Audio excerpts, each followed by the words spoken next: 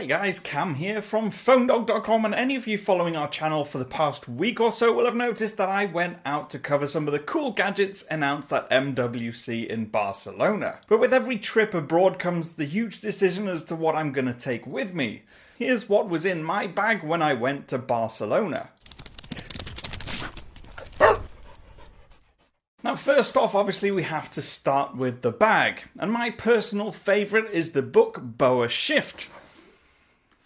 That's this thing. Now Book has a reputation for building amazing tech-oriented bags, and the Boa Shift is no different. It's super light and incredibly comfortable to carry, which means I didn't get neck and shoulder ache from carrying it around for 4 days. More importantly, it has a special compartment at the back for laptops that's really well padded. Inside is a plethora of pockets and compartments, perfect for carrying all my gadgets and gear. It also opens really wide, so it's a breeze to put stuff in and take it out again. And it has a TerraLink code to help you locate it if it gets lost, and it's water resistant. Unsurprisingly, it's not cheap. The Boa Shift will set you back around $150 to buy in the US from bookbags.com. In the UK, they're around £130 on Amazon. And number 2 is my smartphones of choice. I have to admit I went out with the aim of just using 2 of my phones on a daily basis, but that didn't happen. In the UK, my iPhone 6 is my primary device, but it didn't want to play nice with the networks in Barcelona for whatever reason. So I switched my main SIM into the BlackBerry Passport. And it was awesome. For replying to emails and setting up meetings on the move, I loved having the keyboard and the insane battery life. I still used my iPhone while I was back in the apartment and using Wi-Fi, mostly for iMessage and FaceTime calls back home to my family. The Note 4 was my daily Android device for 3 reasons. Firstly, my contract plan for that device includes the ability to roam really cheap. I could use the minutes, text and data from my personal allowance while I was abroad. It was also hooked up to the Moto 360, which along with Google Now practically made the day-to-day moving around possible. And third, battery.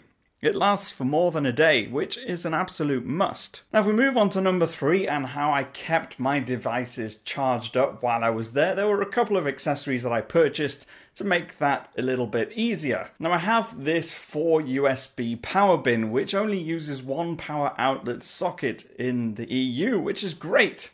And it comes with these interchangeable plugs, which means I can use it anywhere I go. I just happen to be in Europe at the time. So I can crash at the apartment at the end of a long day of covering MWC and charge 4 devices at once if I need to. And since iPhones generally don't have the best battery life, I can't risk my device dying halfway through a day. So I brought along 2 different iPhone power cases to compare, but the one I really liked was the UNU DX6 battery case for iPhone 6. Number 4 is how I got my work done while I was there, and that's the MacBook Air 13-inch. It's my go-to laptop when I want to leave my home office and go work somewhere like a local coffee shop.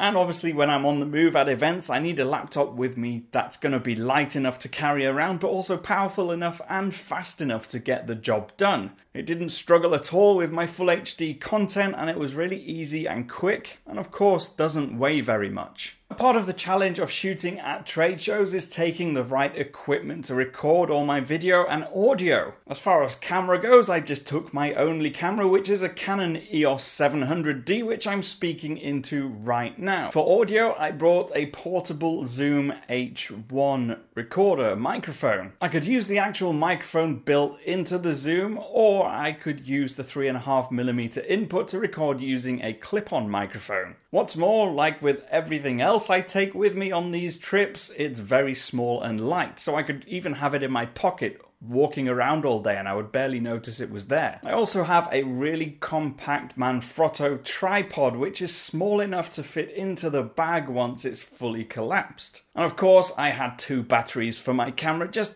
in case one of them decided to run out halfway through recording hands-on videos. Number 6 is just all the little bits that I took with me, like accessories, so I had about 3 memory cards with me just in case I ran out of space. Incidentally, I only ever had to use one of them, but it's best to be prepared. And I don't go anywhere without my V-Moda XS earphones. They're incredibly well built and they're big enough to offer great sound, but small enough to not be uncomfortable to wear. I can use them for hours at a time without getting sore ears. And of course, lots and lots of USB cables. So my whole aim while going out to MWC was using devices and gadgets that were going to be easy to carry around, because when you're walking around for hours and hours a day, you don't want to be left at the end of one day feeling like you'd rather just stay in bed because you're constantly sore and aching. So, a great bag, lightweight products, stuff that's easy to carry around, and just enough things to get the job done. I've been Cam from PhoneDog.com. I'm at PhoneDog_Cam on Twitter. You can ask me any questions on there or use the comments down below. Don't forget to leave a thumbs up and subscribe to our channel if you like our content.